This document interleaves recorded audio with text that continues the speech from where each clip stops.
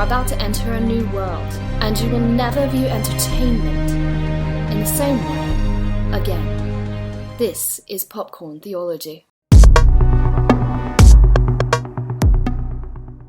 Welcome, movie lovers and theology nerds, to Popcorn Theology, where we examine films for where they align with the greatest story and our greatest storyteller, discussing what to receive, reject, and redeem for common ground, fruitful conversation, and mindful movie consumption.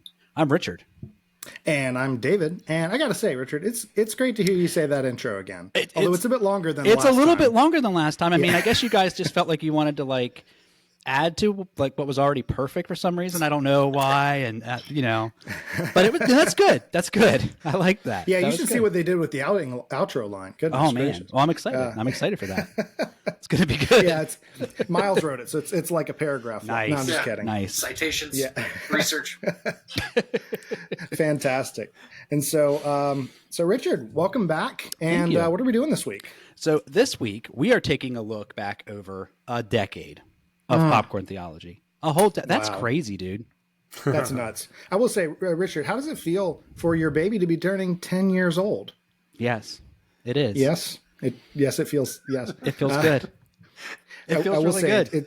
It does. It did feel like maybe I should say our baby, but I don't know. It is our baby. I made a post a bit ago. I made a post a bit ago on Facebook, and I described it as like my podcast baby or whatever. And I actually had in parentheses, but then I deleted it, conceived with David Lee. But I just felt like I can't. It's too far. It's too far, man. One step. I had to take you out at that point. You're not even in the post now. Because I was I'm glad that too weird. It's in the episode. It's in the episode, but not on my personal Facebook or anything like that. Well, as you may have noticed, listener / viewer, we have other voices with us today, and bringing James in. I want to ask James, what does it feel like for your grandchild to be 10 years old? Ooh. In a sense. Nice. Wow. It feels really good. I actually was just talking about that in a sermon recently. I was talking about legacy, and we're to go into 1 Corinthians, and Paul's kind of talking about his record of and how the Corinthians are kind of a record of his life and legacy. And it's like, well, Popcorn Theology, I will selfishly, and I think not too arrogantly, kind of take as kind of some of mine. Yeah. Oh, no, we plagiarized the heck out of you, so you definitely should claim that, especially in the early days. Fantastic. And we're also, of course, joined by, you guys know him, you love him. We got Eric. And we got Miles. Yeah. Welcome, guys. Yeah. Nice. So we got the whole team together in terms of the lead hosts. Obviously, we have a whole crew of guest hosts. But we just had to get together for 10 years. And it's actually the day we're recording, which is the day after we intended to record. But the day we're actually recording is 10 years ago, or it's 10 years after the very first episode. Pilot dropped. So yay! That's incredible. We made it 10 years. That is 78 incredible. episodes. And a whole bunch of not numbered episodes. That's toast, as well. Is that toast number one? It's toast time. Here we go, everyone. Toast time. Yeah, here. Dilly. All right. Dilly.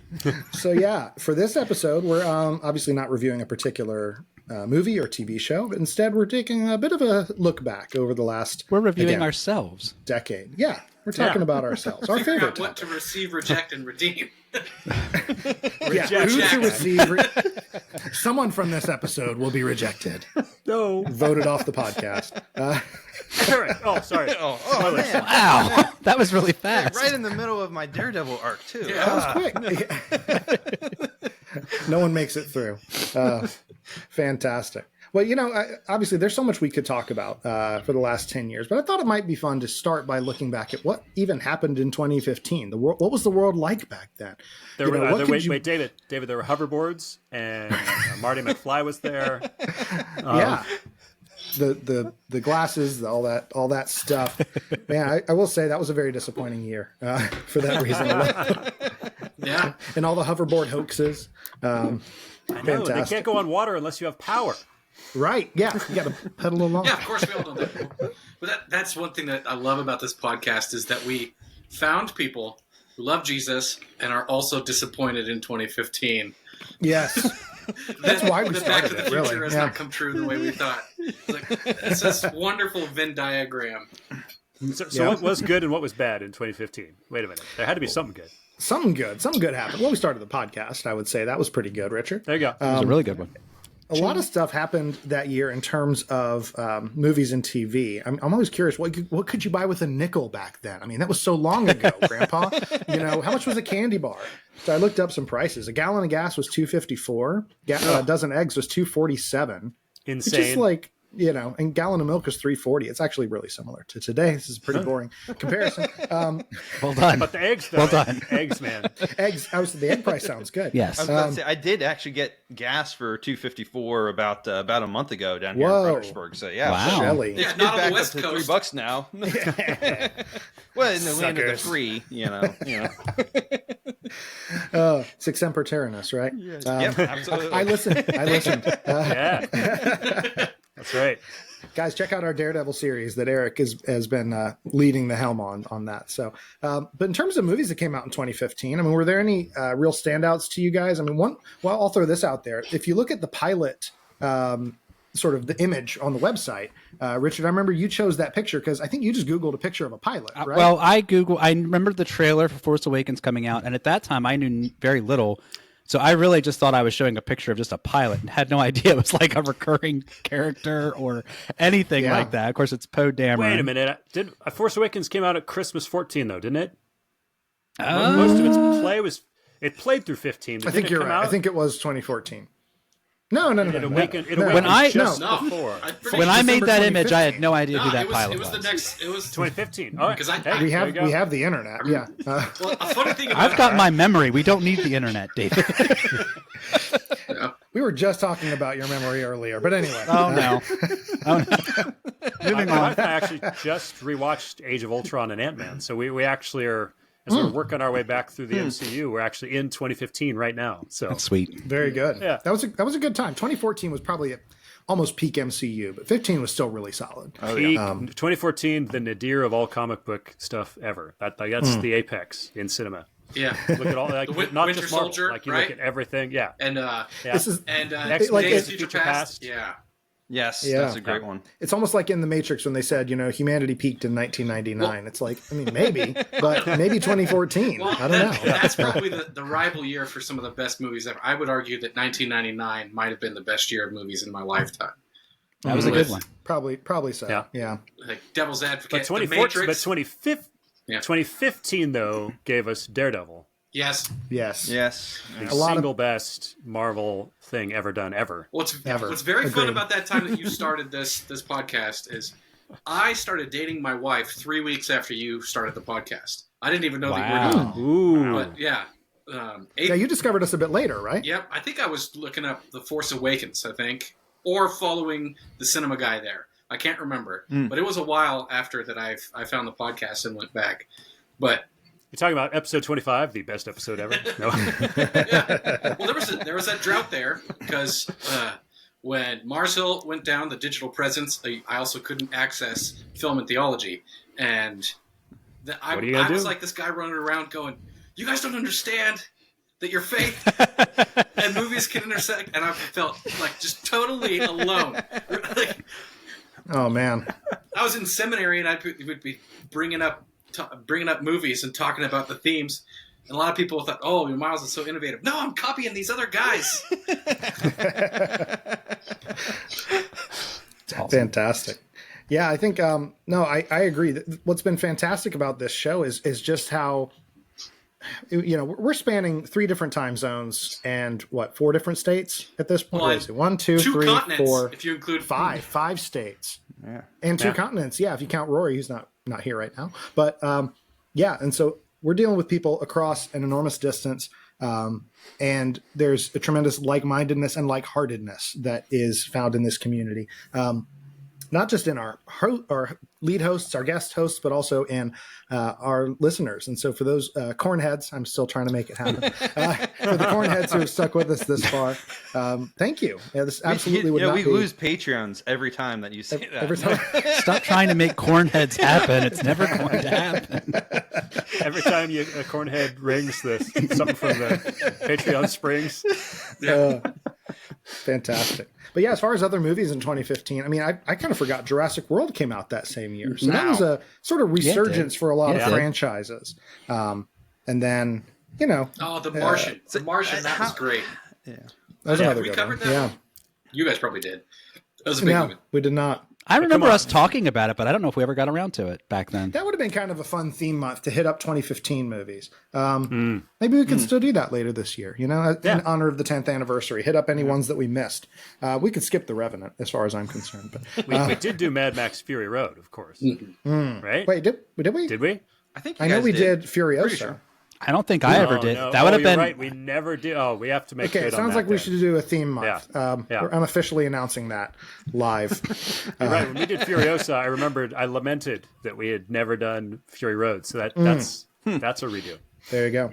As far as TV goes as well, Better Call Saul started in 2015. And like you mentioned, Daredevil, and apparently Jessica Jones also same year. I don't know. That's what I looked up. But yeah, a lot of good stuff in terms of film and TV during that year. But I think we're going to go ahead and, there's not really a need for a spoiler warning, but, tradition is tradition, right? We got to, in case you haven't heard, we got to do our ad break. We got to pay the bills, all that stuff. Yeah, we've got more to talk about, but we want to encourage you to like, share this episode with other people. Part of this is a retrospective of how we all joined the team together, gathered this motley crew of people who love Jesus and love movies. And so if you like, share, subscribe, spread the word that this podcast can bind friends together across 5 different states, at least 2 continents, and we can elevate our movie watching experience. Absolutely. Listen, if you want to hear more, just subscribe on YouTube, follow us on social media. There's Facebook, Instagram, Discord, probably other places, I bet, that you guys are going to be listening here. I bet we have a Vine or a MySpace. We probably have a GeoCities webpage. Our webpage looked like a GeoCities webpage the other day, but I won't get into that. It was looking rough for about 10 minutes. But yeah, find us just about anywhere you can find everything else. We're out there. Follow us. One quick way. Top secret signal chats. Yeah. That'd be no way. Yeah. But you can also support the podcast, right? Just rate and review us on Apple Podcasts, Spotify, wherever you listen. Rates and reviews help just raise awareness. It raises in algorithms. You can also support us financially, though, and that's what we were talking about earlier when we talked about Patreon, right? Yep, absolutely. Yes, donating a few dollars a month will make you a patron saint of Popcorn Theology. This gives you special access to a whole host of exclusive benefits, private Facebook group, special channel within the Discord server. You get to vote on future episodes, and for our premium CD members, you get special weekly in the lobby podcast episodes, and you get to join us live while we record. Absolutely. And also there's some perks with that. You get some free stuff. And included stuff. Speaking of free stuff, though, if you rate and review the podcast on iTunes and you send us a screenshot of that to feedback@popcorntheology.com, I will mail you some free stuff. We got some free stickers here. I know. Who doesn't love free stuff? And you're never too old for stickers. No. And these are to share with friends, get them into the show, and share your love of film and of theology with them. And so we're going to go ahead and drop an ad or some ads and a spoiler warning, I guess. And then we'll be back to reflect on the last 10 years of Popcorn Theology. Up in the sky, look! It's a bird! It's a plane! Cinemagog, The Marvelous Era. James Harleman here, the cinema guy, announcing the sequel to my first book on film and faith. Let's face it, entertainment has changed dramatically since the first book published in 2012, and comic book characters and franchises are everywhere. So I decided to set my sights on superheroes and examine the evolution of Hollywood in this follow-up to the first Cinemagog book. For example, what does Loki tell us about culture's view of God? Why does the Marvel Cinematic Universe and the Infinity Saga continually align with biblical themes? In the Marvelous Era, I review each film and show not only how the individual movies express gospel parallels, but each phase essentially reveals a multi-point sermon. I also explore DC, Star Wars, the Monsterverse, and more. Without compromising scriptural truth, we can sift these stories and discover how we might reject, receive, and redeem ideas for personal reflection and Christian conversation. Also, has Hollywood's messaging gotten worse? The book explores ways these marvelous mythologies correspond with conversion, Christian living, church history, and Reformation, but I do also highlight what has been the entertainment industry's darker, indoctrinating decade, as well as toxic fandom and the dangers of immersion in pop culture that just might drown us spiritually if we're not careful. So suit up, assemble, and join me on a journey to the Infinity Saga and beyond. Cinemagog, the Marvel Us Era. Now available on Amazon.com in paperback, hardcover, and Kindle editions. Hey, this is James, and if you're listening to Popcorn Theology, it's because you're interested in movies, or theology, or best of all, both. And that probably means you're our kind of people, sharing things in common with our community and maybe sharing common interests our listeners and viewers would be interested in as well. So why not partner with us and advertise your business or ministry right here on Popcorn Theology? We're looking for great, like-minded sponsors and offer reasonable rates with a variety of formats to get your message out. Remember, our fans aren't mindless consumers, so they'll give you thoughtful consideration. That's a big part of what we're all about. So for more information on advertising with us, contact info@popcorntheology.com.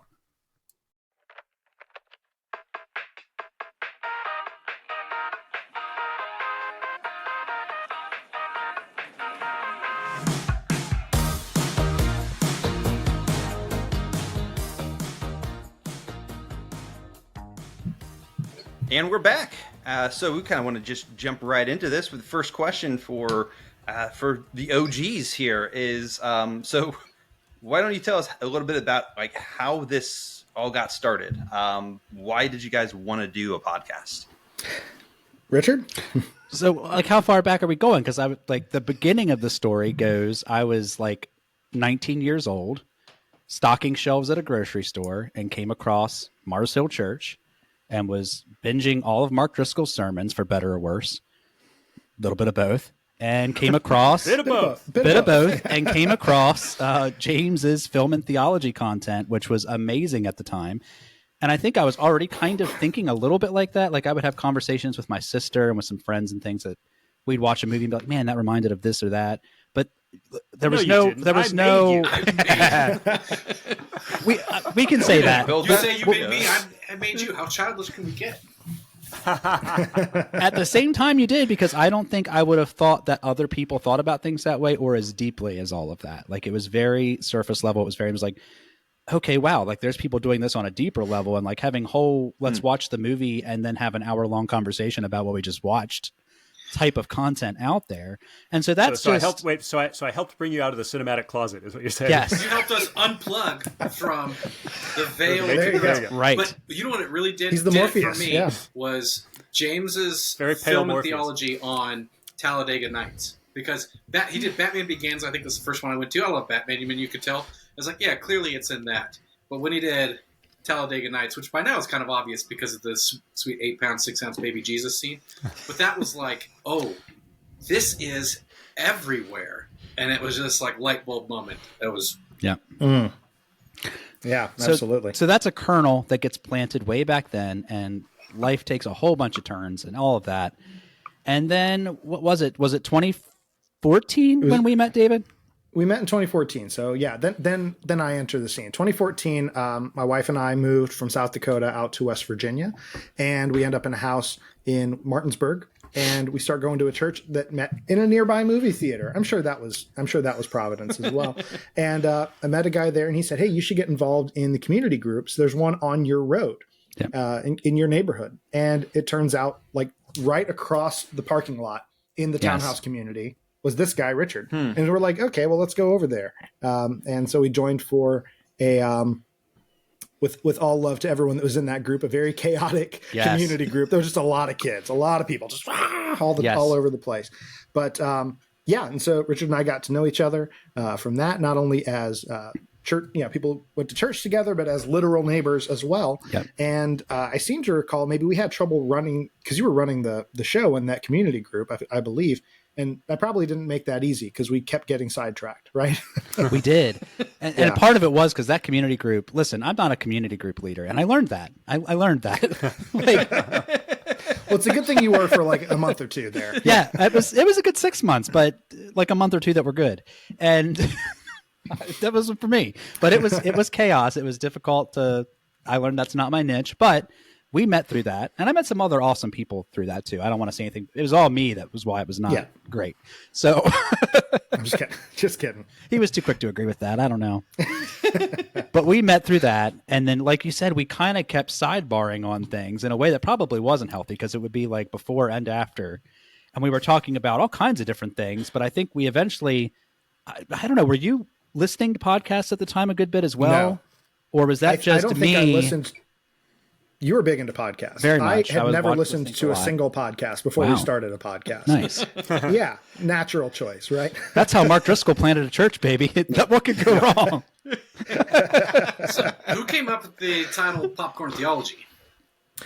So that's a good story. We so for a long time, Richard and I were like, we just had a lot of good conversations of a variety of topics. Film was always in the mix, but it wasn't the only thing.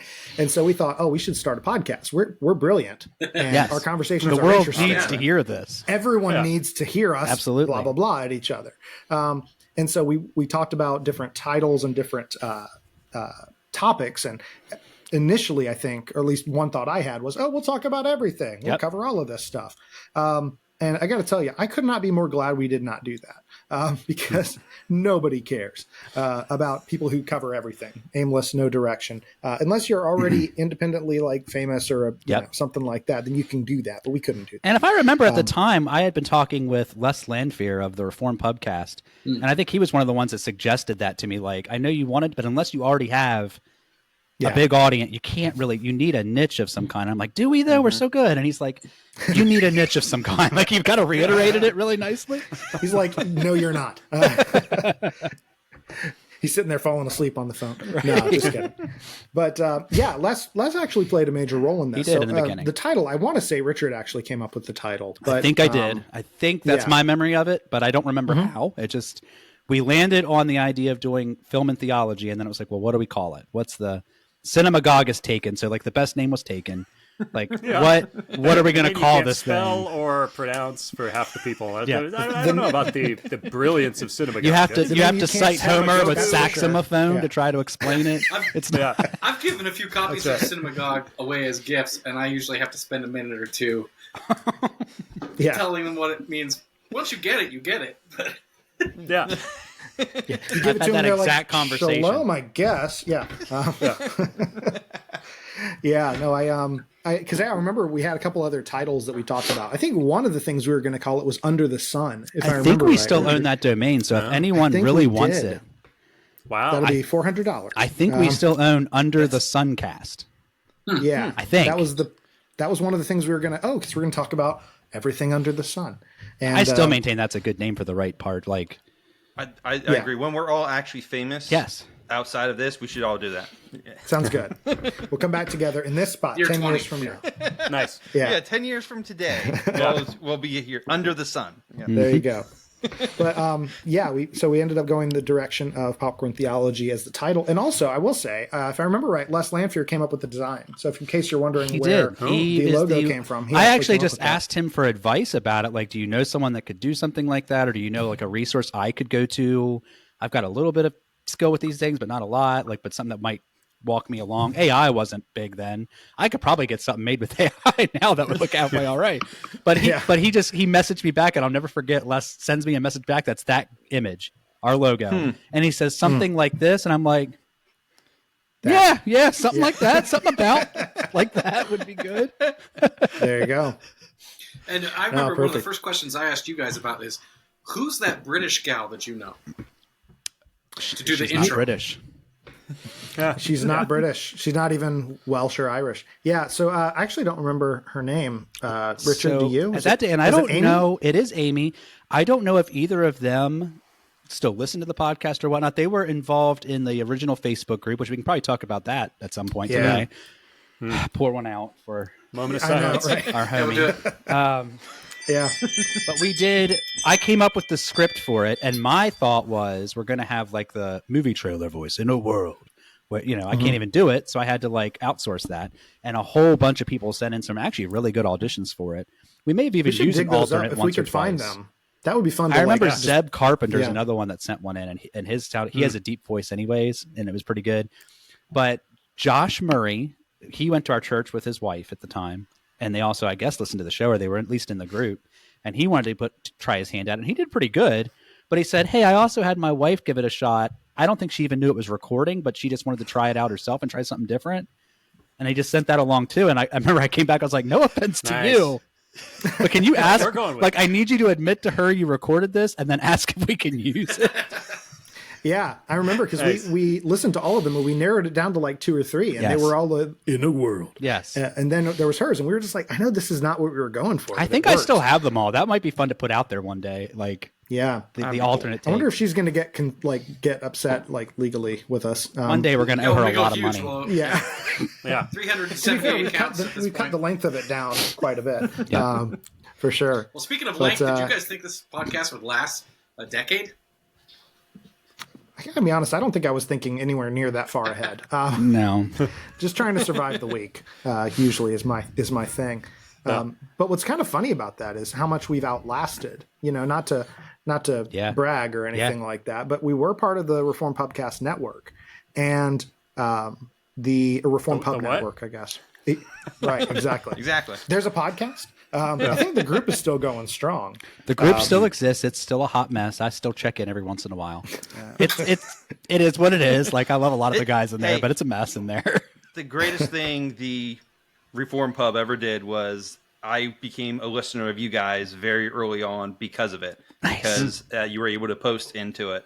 And so that's the best thing that Reform Pub ever did. And that's how we got our original audience. Like I'll talk, Yeah. you might want to say, oh, it's a hot mess in there sometimes, and there's drama comes out of the Reform Pub and arguments that are silly and fruitless. But I'm just saying, like we had a built-in audience ready to go just by virtue of they allowed us to be a part of that network, which was pretty cool at the time. Which is probably the only reason Awesome. we've hung in there as long as we did. But that network had, I want to say 8 or 10 podcasts. You in it, and had I don't remember Reformed the names of all of Gamers. them. There we You go. had Reformed and Reloaded, which was like a gun Gun podcast. guns and theology. I don't know, man. We do movies, I guess. What else was on there? Of course, the Reformed Pubcast, Rugged Marriage lasted Rugged a Marriage. while, Yeah. and that went the way of the dodo as well. Apologia So- was a part of it, but it was These- like an honorary type thing. Yeah. They're These still go to around, 11. but they Right, existed yeah. well So before. now it's just an online group, like Facebook group, right? Yeah, Correct, Les does yeah. other things. Les has made like documentaries, and they've been going. And I wanted to say, you guys said that you had only reviewed 1 or 2 documentaries in your history. I watched something recently that said that, or listened to one of your episodes. But we did have Les on to talk about Calvinist, so that was another one. Ooh. That's Nice. another one. Yeah. I think we had that. And then the, what's it called? American Gospel documentary. And maybe some other ones I can't remember. Hey, Kat, how's it going? Welcome, bad. everyone, to Kat, Welcome. Kat Harleman. Somebody Actually, let the woman in.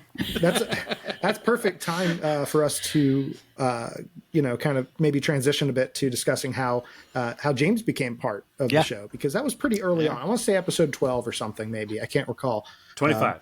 25, episode 25. He's got it memorized. Best moment of his life. I was That was thinking, just, that was you just a made it. guess. You made it. That was just as a guest, though. That wasn't really Yes. how I Yeah. became a part of the Yeah. podcast. You That's were true. referenced a couple of times though, because I remember I was listening to the All the Daredevil time. episodes, and they're quoting you and talking about Cinemagogue, and that was before your first appearance. So Wow. And as you if he you was the were guy we part were of never it going to early interact on. with. We were talking Yeah. about him. We did. We talked about him like he was like this nebulous force out there. Like there was no way. There was no way we were ever going to touch base with the man. So it was okay to plagiarize him. Like he's never going to know. Oh, yeah.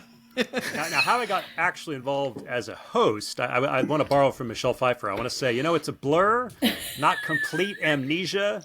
I remember Richard saying, by what standard, and David saying good stuff when he wants to transition, and the name of the person who called that out was Kat.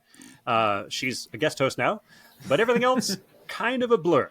I do say good Couldn't she stuff. just die? No. But, no, actually, I was going through a phase at that point where I was kind of guesting. I remember that other podcast, Real World Theology. Are they You guys still remember around? that? By the way, I wanted to ask that. Let's find out. David's going. Look that up, David. Look that up. For me. Screenfish was like I kind of guessed Are we on a doing that bunch of now? different ones.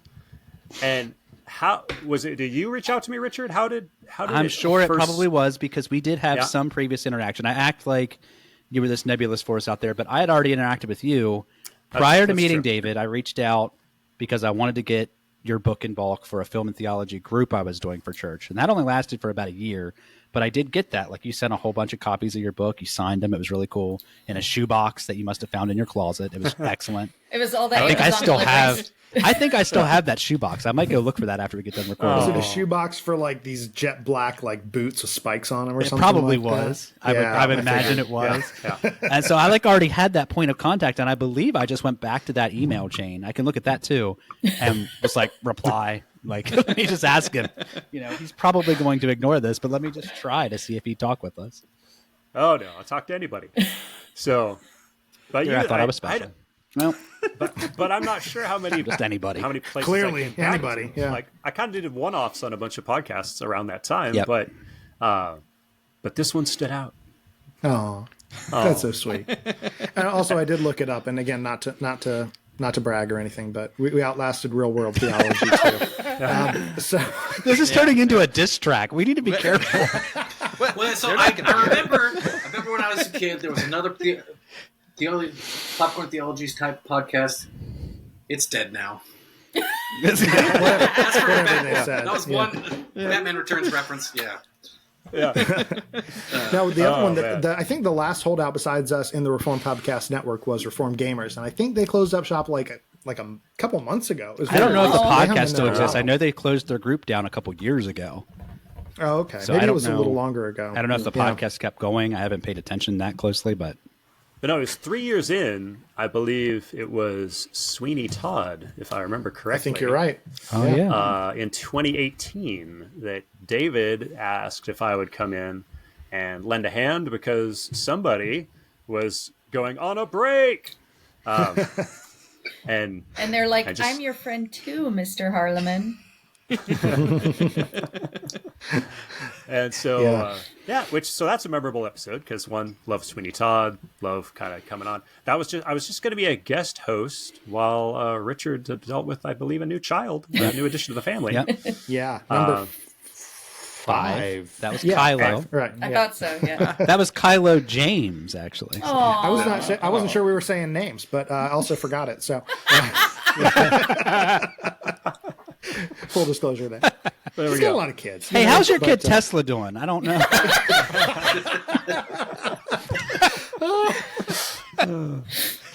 He's a spark of joy is what he is. Oh my god. So then I just never left. I think you guys decided to keep me for some stupid reason.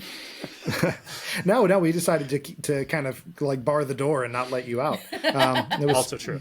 That kind of situation. Yeah, because everybody sees this room behind me and thinks I say no. I'm stuck in it. I can't get out. He needs the accoutrements. What do they call that when you have a animal in a cage?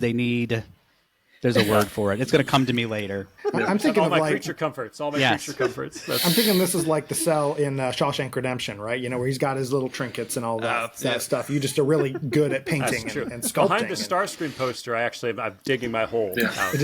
That's actually, I think that's a bit of a condensed version, though, because I believe at the time when we finally made the call that you were just going to join full time. And there was a good season there where it was the three of us pretty much all the time, with one of us taking a break every so often. Yeah. Mm-hmm. But at that time, I remember you came to us as well and were sort of like, I'm thinking about doing the podcast thing more often. I don't want to impose to think I'd be a part of yours, so I'm thinking about doing my own, but I don't know. And then I remember me and David saying, no, we can't let him do his own. We're dead. So he has to be a part of ours. It was like a free agent signing is what it was like. Yeah, it was like, if you want, I can go independent. No. That's there's hardcore negotiations and everything. When does that commission? When does the signing bonus come through? Yeah, I'll send you some stickers. I think we got a pair of headphones. This is true. Yeah, merchandise or equipment and things like that. Yeah. No, that's my memory of it as well, is that we brought James on. And I think that's when we actually started regularly doing weekly episodes. We did for a while, and then just life got crazy. 2 people running a podcast on their own for I don't know how we did as much as we did early on. I'm going to be perfectly honest. I don't either. Mm-hmm. We did weekly, just you and me, for quite a while at first. Mm-hmm. I don't know what was different about life, but there's no way that would fly today. Awesome. The first year I was a part of this, it's like, I'll do anything. Yep. I will say that because we got to get to our our newer hosts, like the next generation. Right? Yep. You know, we got the original series and we got the next generation. Kat, you're part of the original series because you joined us pretty early on. Did I? For what was your first episode? Wasn't that Amadeus? We that was dragged how you he in. sucked me in. Was he's like, let's do Amadeus, the best movie Yeah. I was going to say, was ever." that the first? That's the most memorable to me. I remember you coming on with that, and it was Amadeus. excellent. That was 2018 as well.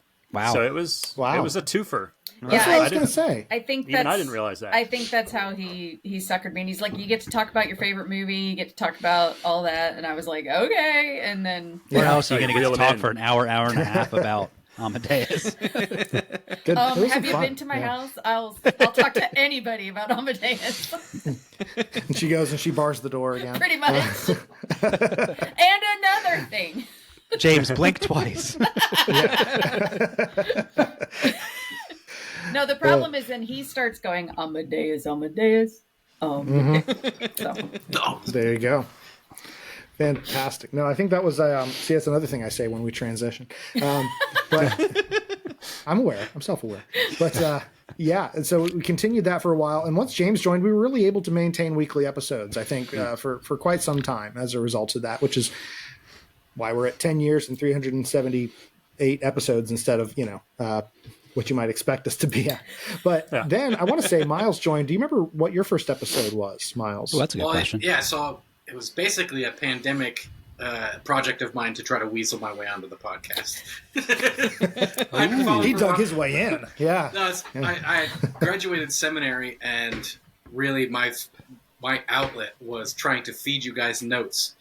Like, you'd say, oh, we're recording on this in 2 days, and I'd like go watch the movie and try to feed you notes. Yeah. And then I think the first time you guys quoted me was the Galaxy Quest episode. And then the first one I was on. Quoting him. Wow. Yeah, I sent that podcast to my family members. Look at this. Wow. He was under the false impression that we were a big deal because we were on the internet. Yeah. And then the first one I was on was Equilibrium. I think. ooh. okay. Yeah. And I think Richard and I, we were like messaging on Facebook. And, That sounds really familiar. I think I recall that. And he was like, Richard was like, sounds like you have a pretty good handle on this. Would you like to join us? And I said, oh, yeah. I was so excited. I think that is how it started. I was piquing your brain about it, and then eventually it was like, it seems like you've got a pretty good vision for how this episode should go. And it seemed like, if I recall correctly, we were quoting Miles every week for a while there. Yeah. And it was just like, we got to just bring this guy on. He clearly has some good stuff to say. Yes. Let's bring him on. And kind of as a guest a few times. I don't remember how far in before we asked you to be kind of part of the team there. But it was a couple months, I think. Somewhere between the fall and the winter, it kind of came. I joined in. But it's great. I love this podcast so much. It makes me so happy. And you were talking about legacy earlier, James, and I had this vision of, okay, if I died in a car wreck, tragically, what would I want my son to be able to listen to? It was like, where's my heart? My heart really is at helping movie lovers see Christ in their stories. And it's like, I remember thinking, like, this is the first little bit of being able to build some kind of legacy I'm proud of. It's just like, I wasn't in ministry at the time. And so it's one of the best things that's ever happened to me is being part of this. And we were talking about before the podcast. Awesome. It's like, I have these friends from all over the country. I haven't even met any of you in person, but we are the same in really important ways. And I love this podcast so much. That was the only thing we had to do. We had to have that meeting about Miles to say, are we okay with having a Batman reference in every single episode? You guys brought it this time. And we took a vote. It was close, but unanimous, I think. So anyway. I may have been on the losing side, but I'm still not convinced it was the wrong. But it was really nice. It seems like in each season where we've gotten in more intensely busy, more hosts have kind of come out of the woodwork. We've got Jam has come in to rescue us several times. Rory's come in. Becky, who was doing our social media, she would hop in. Bridget, I haven't done one with her. And Maddie was, I felt, was a lot like me, and Eric lately. You actually seem like you are much better at podcasting, like the actual craft of all that we do. Well, you had some experience before you joined us, right, Eric? I was trained by Nova Nordis and a couple other things to do public speaking engagements, and I've done public speaking through my work. It's literally a requirement of my job. So I had that, and I listened to a lot of podcasts. So I like to talk. Nice. So it's actually to hold back is my challenge more than that. Yeah, because as Miles listed everyone, those weren't necessarily in order. And Eric joined us. I want to say, Eric, remind me or correct me if I'm wrong, but I believe it was Rings of Power. Was the first episode. So, first season one. Wow. You and Miles had some really, really wrong opinions, and some very wrong opinions. Yeah. And you was actually funny enough. It was a toss up between me and Maddie going on and confronting you guys because you had reached out to both of us. Yeah. You're like holding each other back. Both of us had basically said you guys are so wrong and so about everything. But that was also an exercise of my own self-discipline of holding back. I was like, I am an invited guest. I'm in someone else's home. Don't trash their house. Yeah. Exactly. So let me be nice. Let me find the things to redeem. There's almost nothing to receive. But we find the things to redeem, and then I won't focus too much on the rejects. But that was Rings of Power. I did have a good stretch for a while prior to that of almost every month when we had a Patreon pick, it was one of mine that I got started and then rallied the Was it you who did Blue Ruin? Was that you? No, that's a classic. So I would say Blue Ruin. That was a moment in the podcast, let me tell you. One of the reasons I was like that seeing that going on in the group is actually one of the reasons why I became a patron saint was because I was like, what is this ridiculous movie? Like, I still have not seen it. I was like, but why is it? I forget what it. You don't have to. Exactly. It's like I forget what it beat, so you don't but have it got to the point where I was like, no. I was like, we need another voice. My wife then became a patron saint too, so I have to two double votes your for the votes. household. Nice. Exactly. Nice. I have Thumb on the scales. I've said this before publicly, but I have enough burner accounts for those people that keep pushing Twilight. I have enough burner accounts and enough disposable income that Twilight will never win. So, You think this is a fair election? You are wrong. No, but you could do the MST3K version of Twilight. It almost redeems it. yeah. Hey, there are some good themes in Twilight. Maybe it's That's so one of bad those- it's good. You know, I've been waiting for a movie that is stale, but also cup runneth over. And I think you actually got a chance. You got a chance with Twilight. It couldn't get more stale, man. It does, yeah. Because it's stale and overflowing. She captures what it feels like to be a single Christian guy. Honestly, to feel like a monster that wants to devour the object that you're supposed to treasure. It's like, oh no. All right. No. This is not I can't. This We is what can't do. continue down this path, Miles. This is what We do. can't continue down this path. Well, tell you, so you know what? Just speaking of paths that patron saints have sent us on, I was always the one that really got me was when they made us watch Devil Wears Prada, a movie that was fun. and that one is great. That's the one that I I say. didn't think I was going to like that. That was me. Yeah. That was Eric. Was it? Nice. That was me. Yeah, All right. Okay. because people go, "Oh, what movie have we covered that's been really surprising or something like that?" And it's like, "Well, Devil Wears Prada, I would have never watched." And there was references to like Job in there. It taught you how to worship. It's like all, and that was one of those ones. Where I was like, "Thank you, Patreons," because I would have never volunteered for that on my own. That was James and Napoleon Dynamite with a film in theology where he was challenged. I remember listening to that and thinking, "There's no way he's going to make that into something," and he did. It was amazing. My gosh, he did. He sure did. Fantastic. Well, yeah, then our ranks have grown since then. Like you mentioned, Jam has come on as a sort of recurring guest host. Same with Rory. And I'm sorry, order on that. I think is Rory, and then Maddie, and then Jam. I think they were in pretty close order there. Guested for a while before we kind of made him a little bit more. Yeah, of a I mean, regular. and a little bit more of a recurring guest, I think you could say, or soon to be lead host kind of thing. Yeah, and it's been just as our numbers grew. And I will say, Eric, I was very impressed with how well you restrained yourself, especially after season 2 came out. And I heard your week to weeks with Maddie, and I'm like, dang, he really held back on us, Miles. I was having to hold Maddie back on that week to week recording. She was like, you should have seen the private messages back and forth. She's like, this episode, I can't even do it. She's like, if they go this route, I'm not recording. I was like, let's just record. And I was like, we don't have to watch season 3. Now, you guys got a break from season 3. I will say season 2 made me think season 1 was decent. Season 2 was that bad. Yeah. I still, I like season 1. It was all right. I think season 1 was redeemable. 2, not so much. Anyway, fantastic. And so as mentioned earlier. Let's not forget also, before you move on, horror correspondent Joe Thorne. That's what I was going to say. Yes. Big part of the show as well. Yeah. This is Surprising true. part. Like, that's another one where I thought, he's not going to join Lowly Us. And then he shows up like once every Halloween.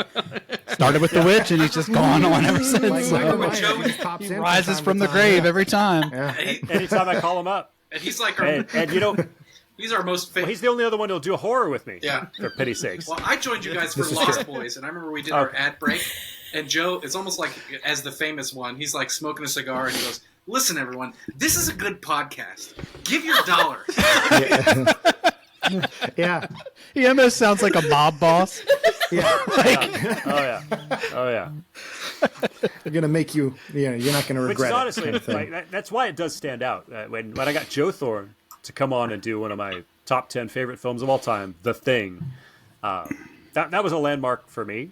Not to, I mean, if you think about what was your most memorable episode? It's kind of like, well, was it my favorite? Like, no, I loved jamming with David and Richard on so many episodes. But I was saying, what?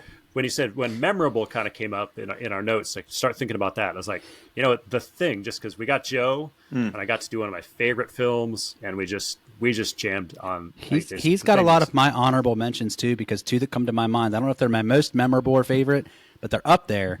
Is The Witch, which I did just him and I. David was out for some reason.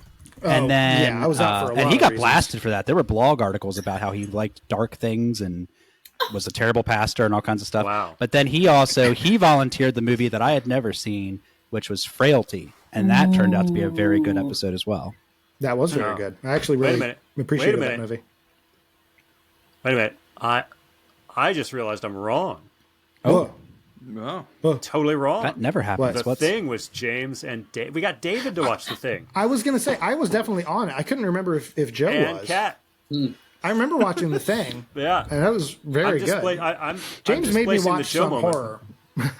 Yeah. Yeah. It's funny. The other day, Very much like the plot of The Thing, the characters, you don't know who's who.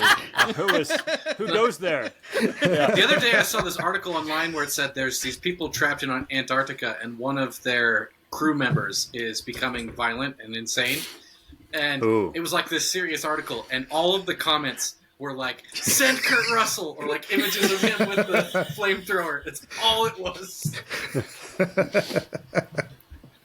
Excellent. Man. Yeah, Joe was definitely a solid, dependable, recurring guest. Anytime that a new horror movie came out that James wanted to cover, he'd just kind of, pick up the black phone and call Joe, and he'd join in. And so those of us who are, I'll speak for myself, total horror wimps, have appreciated that we can still have an involvement in that community without it just being James and Kat, just talking to the camera the whole time. Fantastic. And so actually, as long as we're on the subject of guests, it may be worth throwing out if anyone has any other really memorable guest experiences, people that we've interviewed or had on for, guest hosting. Does anyone really stand out to you guys? Well, I'll start. The one with Shane Rosenthal with the In the Lobby, I have gone back to that conversation several times. I've been doing a Sunday school for my church through the Book of Acts, and some of the stuff that Shane talked about in that series was directly applicable to what we were talking about. So that's one of my favorite ones that I was been able to be part of. I haven't done too many of the actual guest hosts. I've enjoyed listening to the episodes. Obviously, Joe Thorne, Jason Lyle. Jason Lyle was that was fun. Him being on the Star Wars correspondent for a while. Yeah. Him coming on was a lot of fun. Yeah. There's one guest sure. I wish I had I wish I had done a better job when he was on, but somebody worth listening to is the Reformed mythologist Nate Morgan Locke. Rory worked with him overseas and got him onto our podcast. But that guy is another guy in our sphere who's right? good. Yeah, for the new TMNT. Yeah. And yeah, we roped him in for that one. I don't know how, Nice. but he's really good at what he does. Yeah, he was given. I approached him for some podcast related, business related advice, and I was like, "We'd love to have you on." And he said, "Yeah, TMNT, let's do it." I was like, "Okay, perfect, no problem." So that worked out really well. With Any others like having stand out to you guys? Bart Kaler and Zach Coffin on the AI and film conversation. Wasn't that was pretty great? fun. Yeah, That was fun. Hey, Yeah. guys, if you're not patron saints, you should become patron saints so you can hear all these in the lobby ones. Because I was going to mention one too. Yeah. We had, oh my gosh, this is embarrassing. Matt, last name, Whitman. Matt Whitman from Tim and the Bible Hour podcast. Yes. I want to say Eric was supposed to join me on that one, and then you got sick or something. And so it was Something just like me that, and Matt. And I was like, I am way out of my depth. This guy's brilliant. I don't know what I'm going to talk about. I had some notes. And then like 2 minutes into the conversation, I just threw the notes right out. And we just kind of followed this crazy train of thought. He was interviewing me for a time. Everything was backwards. I don't know what happened. But it was Cats and wonderful. It dogs was a really living together.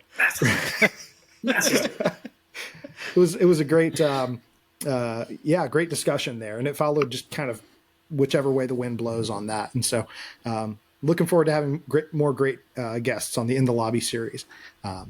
And yeah, of course, there's the the one that Richard and I probably remember the most fondly, right? Yeah. Your favorite guest, Richard? Uh-oh. Well, hold on. I don't know which direction you're going with that. I'm curious what you think I'm going to say with that. Didn't you cause somebody to deconstruct or something? I think we actually forced him I was to leave the wondering faith, if that was the direction you were going Oh, in. of course. Yeah. Because my favorite guest of all time was James, but the Oh. most memorable, for sure. David, did you feel after we had that conversation with Derek Webb, like a dark cloud over you I for felt like everything. two or 3 weeks? Like it was like, I've said this before, and this is not mature, but I don't care. I felt like I had just gone through a bad breakup. yeah, it was awful. How you're like, I get the pictures. And I wasn't a, You know. I wasn't a person that followed. I wasn't the Cademan's Call guy. I didn't follow him until pretty shortly before we interviewed him. Yeah. But I kind of felt the same thing. Like, it was crazy. Sort of, yeah, because of my following of him. And so, yeah, for those who aren't aware, Derek Webb, member of Cademan's Call, solo artist for quite some time. I don't know what he calls himself these days, but at the time that we met him, he was calling himself, I think, a hopeful agnostic. Yeah. Essentially, he had deconstructed his faith. I think he's gone further down the negative side since then. I think so. But we had a fantastic interview with him. Just a terribly gracious guy. Had a really good time talking with him. And but yeah, afterwards I was like listening back through his old albums, like because he was really the voice of my adolescent faith journey, really, in so many ways. So, but yeah, we've had a lot of great guests over the years, and I think even in some of our anniversary episodes, our like 200th, 300th episodes, we've done callbacks to some of those and played clips, which we're not going to do. Hey, let's today. not We're play just our gonna greatest count. hits entirely either. Talking about that, we had Tim Challies come on for one of those, and he basically was kind of acting like the idea of our podcast was stupid. Like, it was the most amazing thing. And that's still out there if you want to go listen to us really get taken down a notch. Like, That was, You know- it was very humbling. One guest I've been trying to get is my wife, because you guys turned her into a popcorn theologian. nice. But actually, now that I'm nice. thinking about it, I gotta go because she gave up half of our date night for this interview. Ooh, gonna get out. Just Get out of here. I told her it's for Is that the why you're pod. hiding in the bathroom? That's why I'm recording in the bathroom. Right there's the towel rack there. There's the toilet In there. the bat room? Well, yeah, that's my Is it the bat room? that's my blankie hung up on the shower curtains. Oh, my goodness. But I'm gonna head out of here. Fantastic. I love this pod. You All guys right. are the best. Thanks for being my friends. Thanks so much, Miles. Bye, Miles. You're awesome, Thanks Miles. for Catch you joining, next brother. time.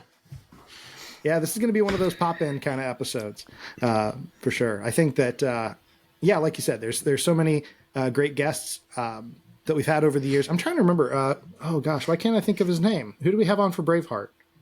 R.C. Sproul Jr., which is another That would one be the that's one. sort of like bittersweet because of some trajectories and things. But that was a Yeah. great episode, I will say. was a really good very episode, interesting yeah. conversation with them about that. For sure. And so, yeah, in terms of memorable episodes and guests, I mean, we really, there's so many that we could have. Miles asked a question earlier that I don't know if any of the rest of us really addressed, but were there any movies that you really expected to be shallow that had surprising depth to them? You know, maybe they were, you thought they were going to be carbonated, whether they were stale or not. They ended up being a cup runneth over kind of movie or TV show. So I'm curious if there's any that stand out to you guys on that front. Mine's more recent. It came out Godzilla Kong, The New Empire, which, you know, it's like, okay, monsters duking it out, right? And we had on James Raymond, who is a great British friend of ours, but also a great Godzilla fan. And his ability to see elements of revelation in elements of prophecy regarding Godzilla, like, that was just, he took it to this whole new level where it's like, okay, even I didn't. Like, I figured, you know, he Napoleon Dynamited Godzilla in a pretty amazing way that sort of blew my mind. Because, you know, you think those films, which was another memorable episode. I remember during COVID, it was stuck with just Kat and I did King of the Monsters. I love that movie. And it's pretty good.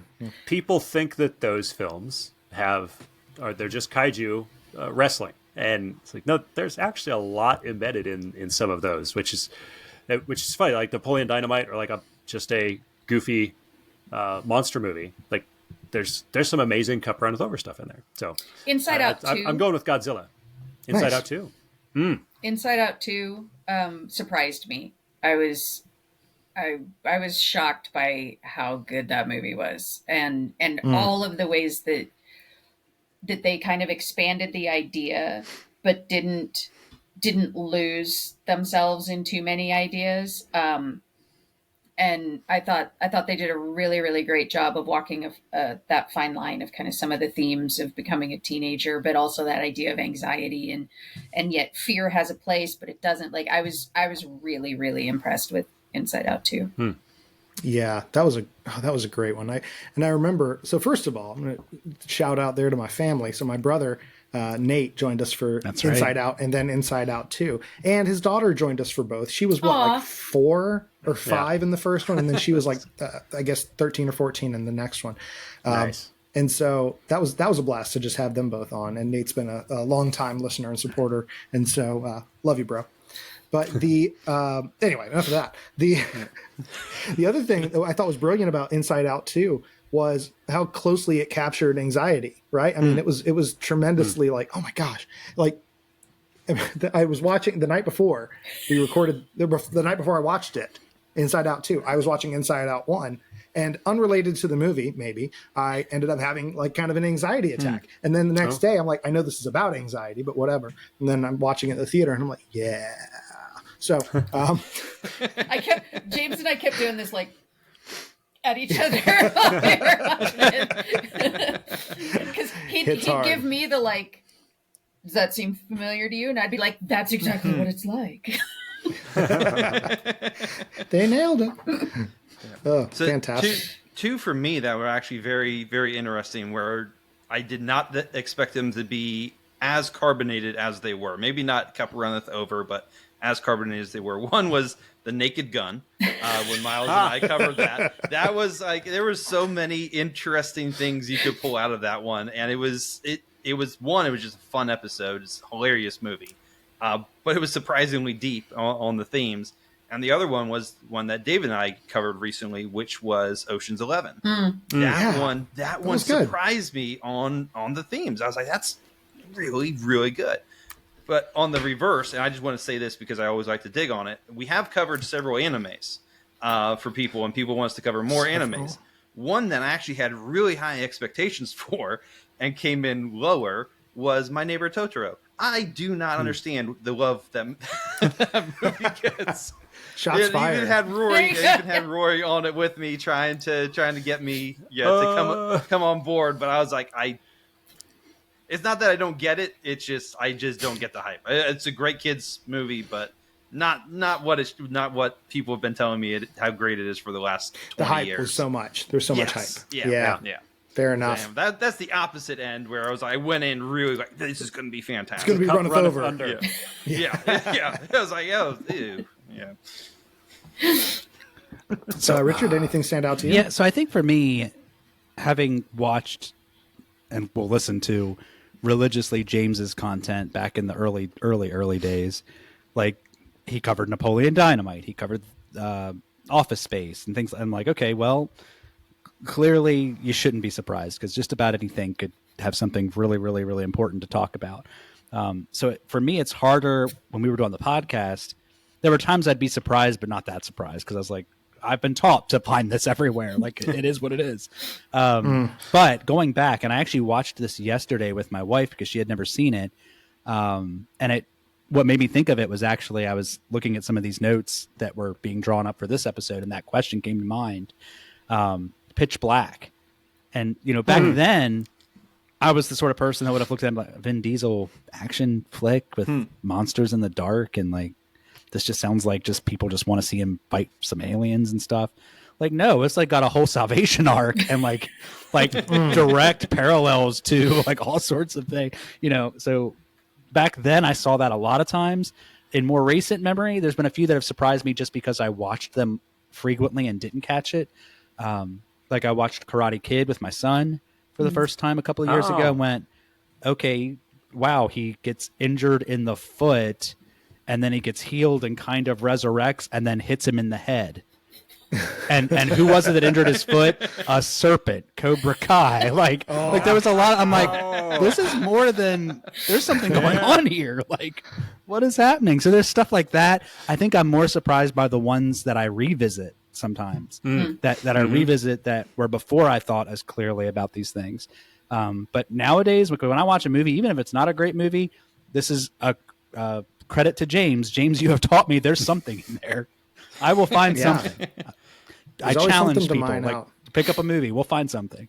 Bring it. Even Threat Level Midnight. I'm still amazed. That was yes. That was such a surprisingly insightful. I think about that movie all the time. Indie dramatic film. But I'll throw mine out there because I don't know why that Michael Scott guy, Michael Scarn. I don't know why he never did any more films. It's remarkable. Yeah, it's wild. Quit while he was ahead, I guess. Yeah. There you go. Now, a couple that stood out to me. I mean, Fight Club was definitely a winner in terms of one that I knew resonated with me, but I had no idea why. And we really got to explore some of that in the episode. I was like, I don't know why this resonates with me. This guy is a mess. And yeah, that's sort of the deal. But the one of the other ones I remember, because when we started the show, it was really, to be completely frank, and you can tell this if you listen to certainly our oldest episodes, I have no clue what I'm doing, right?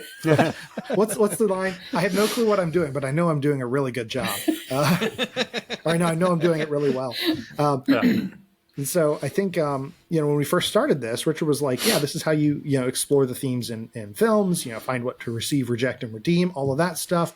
And I was just like, okay, maybe some movies you can do this with. And so when we started, we were kind of cherry picking the movies that we thought would have good discussion points. And by we, I mean, Richard was cherry picking them. And so I, we kind of hit a point where it was when Avengers Age of Ultron came out, which I believe was later in 2015, that I remember I just kind of mind exploded in terms of all of these incredible parallels that are in that movie that didn't make it into our episode because we ran out of time, had to go. And I was like, I have like 9 more points. And I never recorded. I don't even know if I have those notes anywhere, but some of them are up here. So, the movie that people panned the most in the MCU as far as the Avengers movies, for some reason, they have a hard time with it. I'm like, man, I loved Ultron. I thought it was really good. So much to discuss there. But yeah, I think that, and also as a quick aside, this wasn't a surprise how deep it was, but lifelong dream kind of let your servant depart in peace kind of moment for me was when we finally did the entirety of Breaking Bad. And so I want to thank Matt and James for your incredible patience with me over the course of 2024 as we reviewed the whole show. No, that was awesome. Like one of the fun things with this has actually been, it's helped us fill in holes. One of which was Breaking Bad, and it is a stunning achievement of filmmaking on the, and it's a revelation. It's really, really good. But honestly, you guys were the ones that finally filled what you felt was the ultimate. I was about to ask about this. Like, are we going to mention? And Gotta James mention. actually watched Shawshank Redemption. I still can't believe you went that long without watching it. You have got to be trolling. You have got to be. The things you've watched. I did. And you though. did not find time for that. Now, would you say that you're rehabilitated then? Very good. Fantastic. So Now, there's a that's- lot to say. That was So pretty much more we could do, but I know we're running low on time. So I do want to get to this enormous list of comments from our our patron saints that Eric has been polling our patron saints, because after he rocked it in the patron saints group, he kind of is in charge of it now. It's something of a dictator for life. Bit of a coup. Yeah.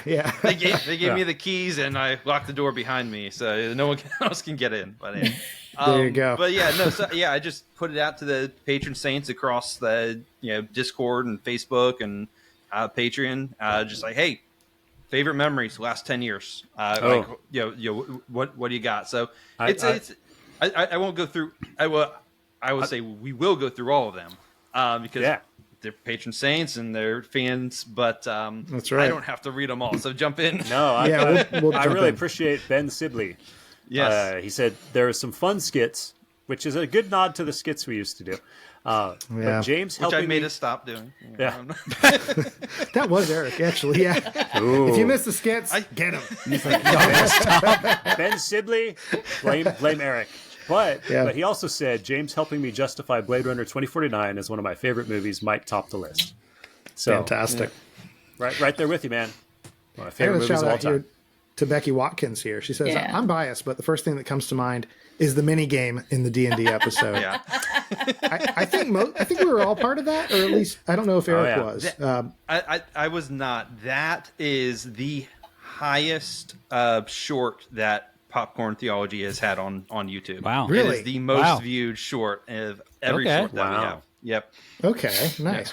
That's Yeah, incredible. that was because we were trying to do a little mini D&D, super short mini D&D kind of one-off in the middle of the D&D, or at the beginning of the D&D episode, and it was a bit of a mess in terms of logistics, just because it was so tight. But it was a lot of fun. We had a good time with it. D&D is another one of those that was surprising to me.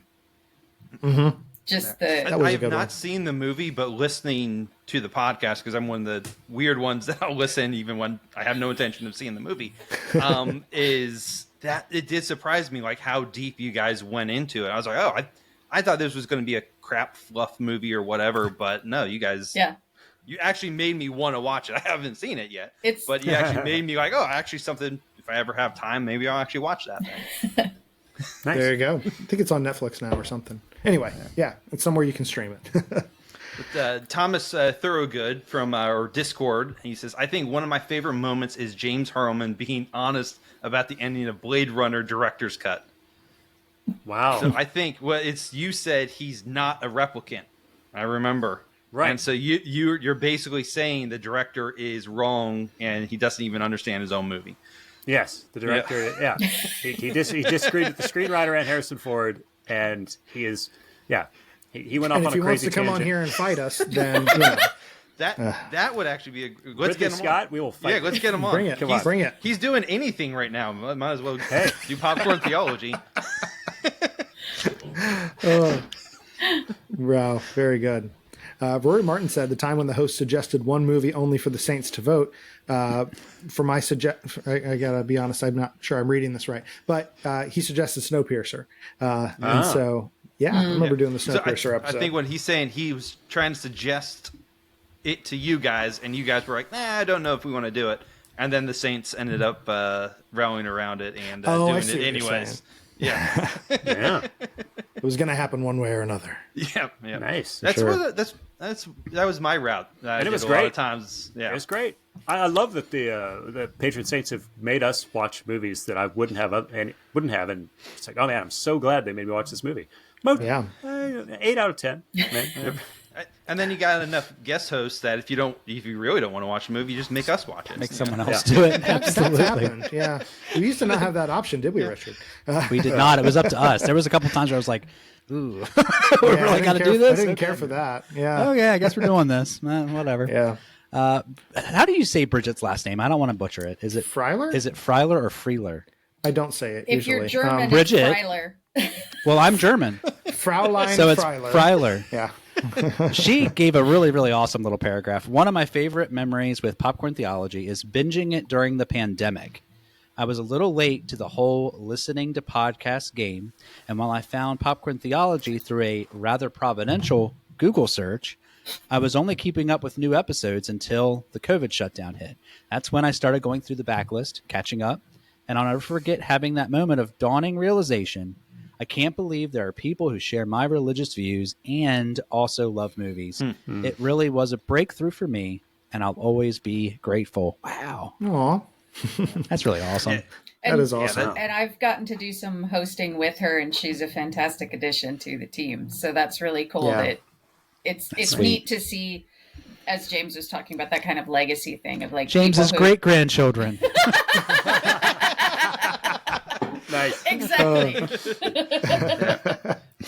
But no, Bridget went on to say, she says, modeling some of my high school courses content on Popcorn Theology Foundation has led to some of the best classroom discussions I could have ever hoped for as an educator. Also, does anyone else find yourself dialoguing with the host while you're listening?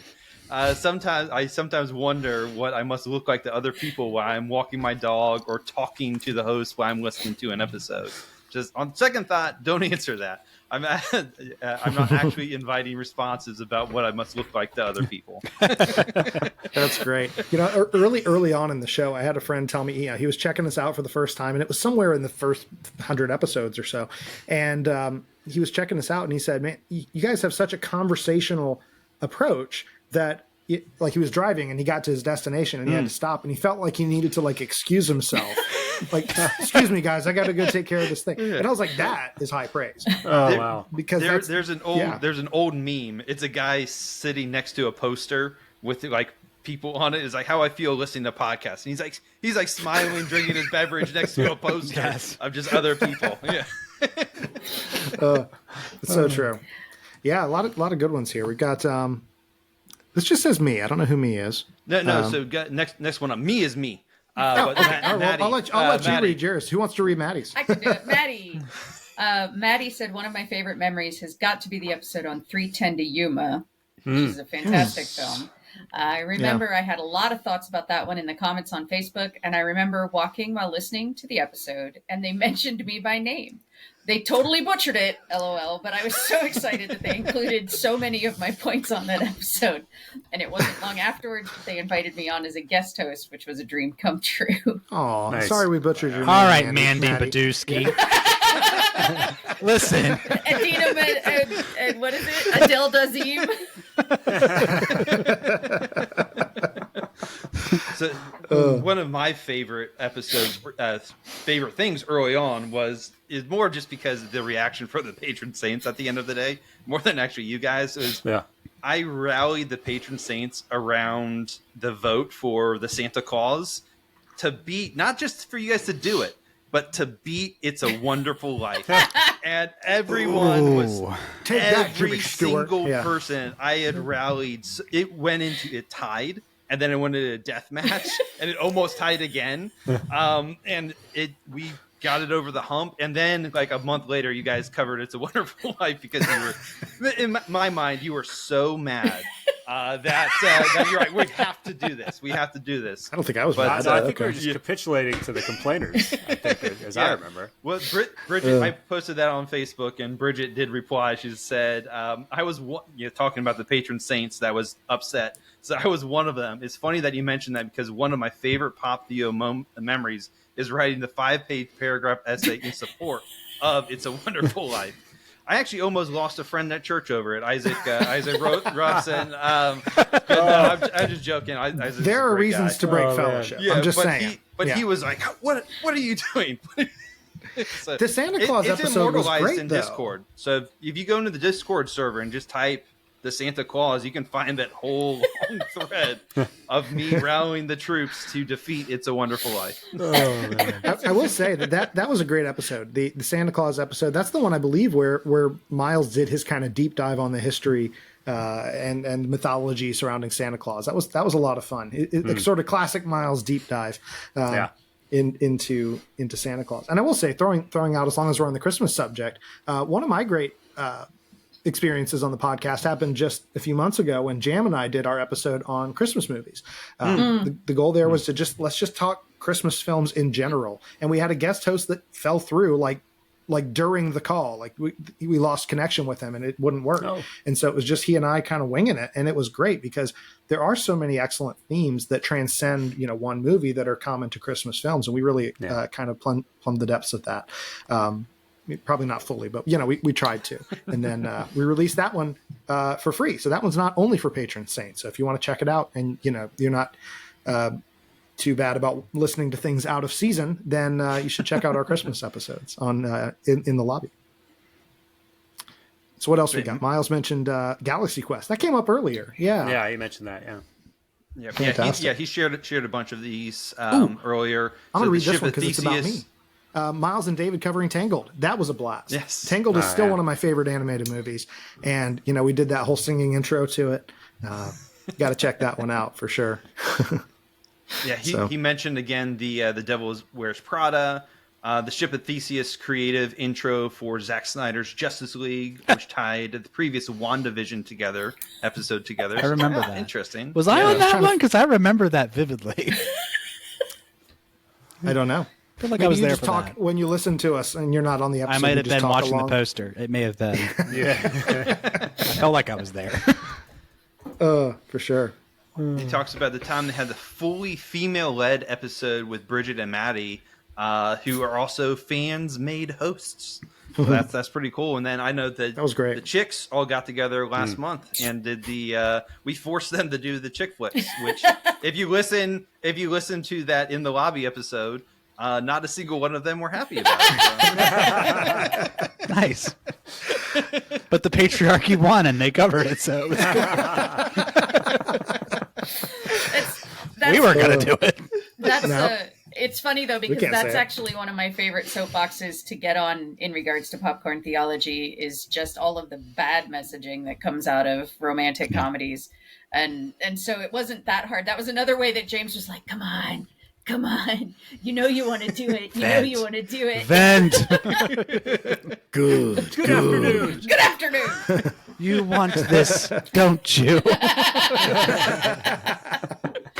Yeah, and then I had to be really careful because then it was one of those times where I was like, I'm just going to keep going. Oh, and this movie, and then this movie. So they have to tie it all back around. But here's the positive. Here's a good movie, which I actually disagree with the Notebook about, but I like your take on it. So. Well, I don't know. It's one of the a lot of the rom-coms are kind of like that, right? Like you can take that. Yep. Okay, there's this one good thing, and then the Notebook starts out pretty horrible, but that ending is just so touching. It's so sweet. So, oh, but yeah, I get it. I get why people are like, yeah. But I did love that Bridget was freaking out about Romeo and Juliet, so that was pretty great too. And she was like, "It's so horrible," and I teach it to the kids and every single year. Yeah. What also is like the whole thing of Shakespeare didn't mean it to be this romantic love story that breaks all boundaries. He was literally like, no, you don't be like Romeo. Be like these people. I know. And I love that she says, too, it's so funny, like, as she's teaching it, and the kids are like, wait, what? Yep. Like, this is how it ends? I love that realization that they have, and as a... Miles gets this reference because we've talked about it before. It's the Hakuna Matata effect, where it's the entire movie's about not Hakuna Matata. I was like, that's actually a bad philosophy. But everyone come on, Eric, let it go. But everyone loves, but everyone loves the catchy song. But that's what Shakespeare is. That's what Shakespeare's like. Yeah, there's a lot of that. It's Shakespeare with that Taylor Swift song. I do not think this movie means what you think it means.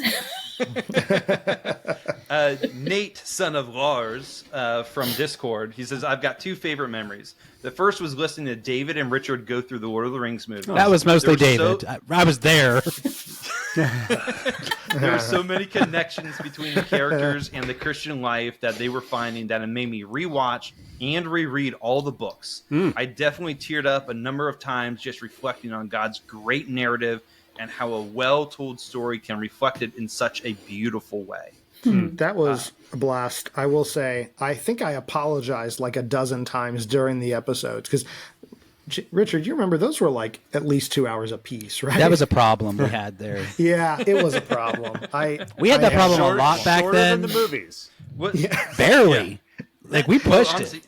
There were a couple times where there was a goal where it was like we started to get a little long in the tooth. I think right before we hit record one time I said, this movie's 90 minutes long. Our podcast has to be shorter than 89. Done. Yeah.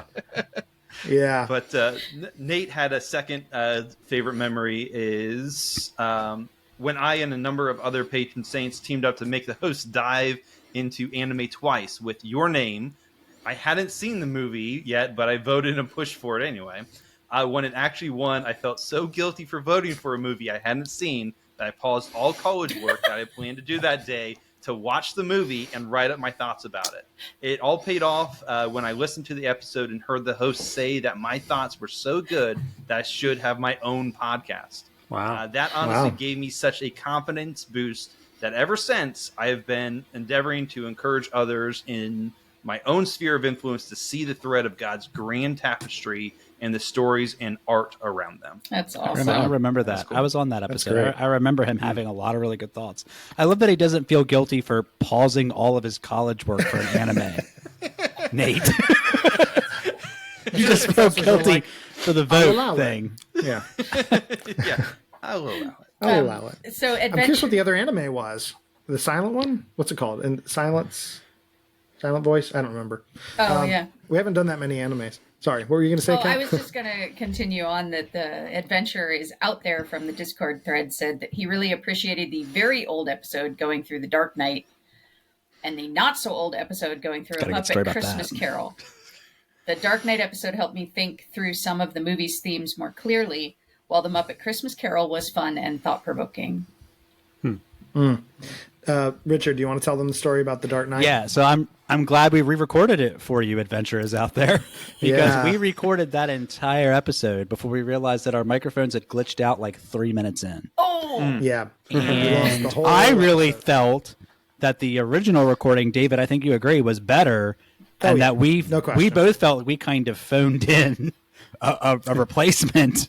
And it felt canned, and so it's nice to hear that someone did we do really. it the next I think it day? was the next day. We set aside time to do it again really quickly. Wow. We And- tended to run very late. Yes. So, yeah. Yeah, I remember because it was That like, was we're going to try awful. and replicate a conversation and have it sound I feel like that genuine. almost killed the podcast. Like we were almost like, this is. I can't record this again. We're done. Like, Yeah. Yeah. Yeah. We somehow survived that. I don't know we how. did. That's great. Just keep trying. My wife and I honestly almost didn't get together because of a technology issue. We were communicating. This is before we really even started dating. We were communicating through Facebook, and she typed up a message, hit send, and her hard drive died. And so she thought the message went, and so she was wondering, like, we had been texting literally every single day, and she wondered, was like, why is this guy ghosting me for the last week? And that's what I'm thinking about her. I was like, well, whatever. I guess that one didn't pan out. And then I did a tough mutter, and she saw it and realized that the message hadn't gone through. She was like, so technology. Satan lives in technology. So you get it. That was almost as big a deal as our episode. Almost. Yeah, the Puritans were right. Yeah, the Puritans were right. The devil lives in technology. You know. Fantastic. But the adventurers out there, they had a second part of it, which was my favorite part of Popcorn Theology. It was probably the Facebook group, No. which Pour one out. thanks Zuckerberg, and the many discussions about entertainment and theology we had there. I deeply appreciated the place to talk more thoughtfully and biblically about movies, TV, books, pop culture, video games, etc. And so, the but group it was a blast. I- It was a that- mess, but yeah. It was a blast. mess. I think we could do a It's- better job now. Like maybe that needs revisited one day, but Yeah, maybe probably. not. But maybe not today. But No.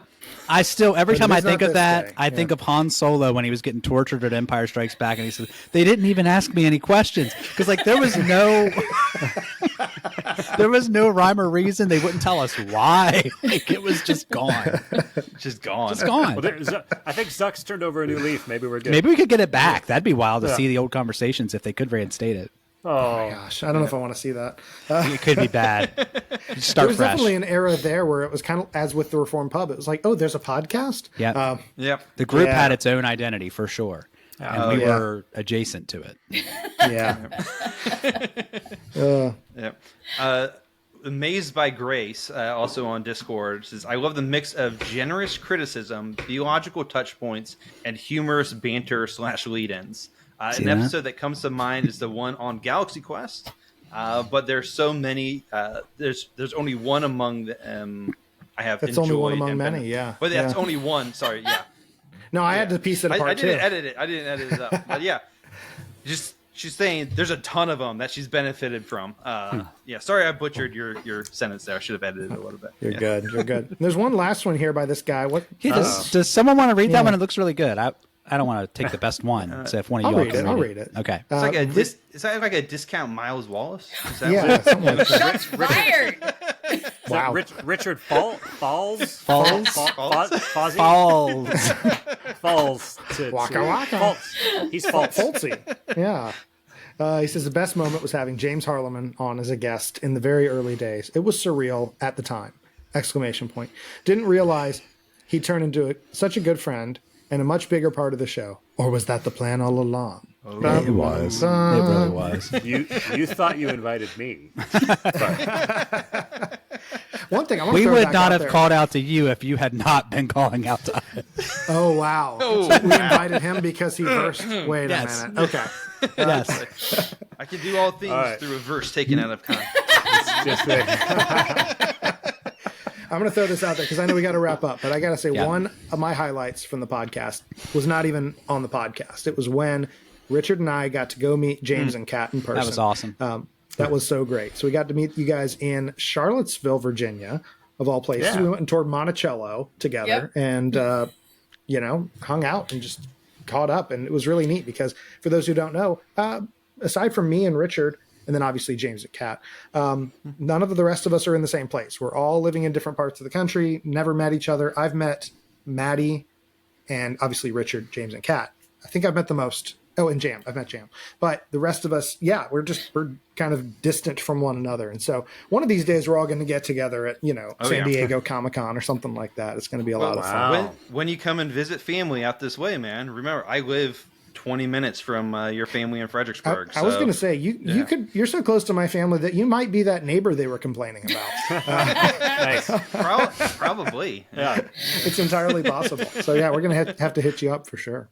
Any last minute? I remember that Sorry, go too. ahead. It was really cool because I was a little bit nervous about it. It's funny you can meet people online and talk and do some things, but to actually be like, no, we're gonna go meet them in person. I hope they're not crazy, and I hope they don't think we're crazy. And We did. Well, yeah, I mean, I get it. It's the Harleman. The whole drive home. I get it. As I give her the inside out 2 anxiety look again. Is that how it is? But we walk. At least not like you were buying something on Craigslist from us. You know what I mean? Like it was we get a there, little we less look at shady. each other and go, "We've made a huge mistake." No, but it was. We just pretend to be blind. Yeah. It was really sweet. It was really sweet, and it was a very cool memory to be able to actually meet you guys in person. That was very. It's a real world we can live in where you can have deep conversations for years, and then meet in person way after the fact. Yeah. And it's this weird thing. I know too much about you, and you know too much about me, but we're just meeting. I don't know what to do. Time. Yeah. Right. No, it would Very be kind of strange. fun to have if we could stage some kind of weird host reunion. Sort of. It would feel like a reunion, even though some of us would be only meeting in person for the first time. Yeah. That would be kind of cool. That would be super cool, and we should do it in St. Louis. Just saying, At the fair. geographically central. Sure. Very good. All right. Well, it's been wonderful, guys. It's been a great 10 years, a great decade, and here's to another 10 years, however long this thing continues, because it's almost gone under many times, in case that wasn't clear earlier. But I want to say real quick with Eric here that our new generation of hosts have really come along, not just to kind of add to what we're doing, but to at times drag us along. Myself Kicking and screaming. and screaming. And we will thank you for it. Yeah. Got to have another Fight Club reference in there. No, it is tremendously appreciated, especially all the effort that Eric has put into helping with the editing lately. Absolutely. This is a lot of work to do the editing, and now Eric has really been super helpful with that. But thanks again to all of our lovely lead hosts, all of our wonderful guest hosts, recurring guests, all of our patron saints, and anyone who is not officially a patron saint, my cornheads. And had to get one more in there. No one you else become a likes it. patron saint, you will not be called a cornhead again. That's part of the perk. David cannot call you a cornhead at that point. You have a new title, a new name, really, a new identity, if you will. Fantastic. All right, well, we should probably roll the credits on this one and kick off year 10, starting with the next episode. So in the meantime, everyone, keep engaging movies and media from a godly perspective. And remember, you are not a mindless consumer.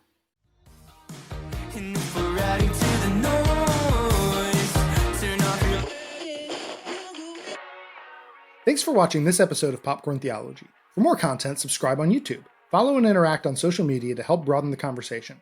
Check out our archive of past episodes at popcorntheology.com or wherever you listen to podcasts, and consider becoming a patron saint by supporting us on Patreon, which lets you interact, influence, and enjoy exclusive bonus content.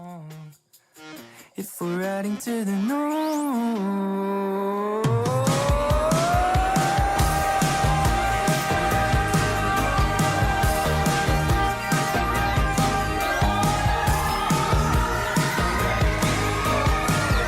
Play off this song.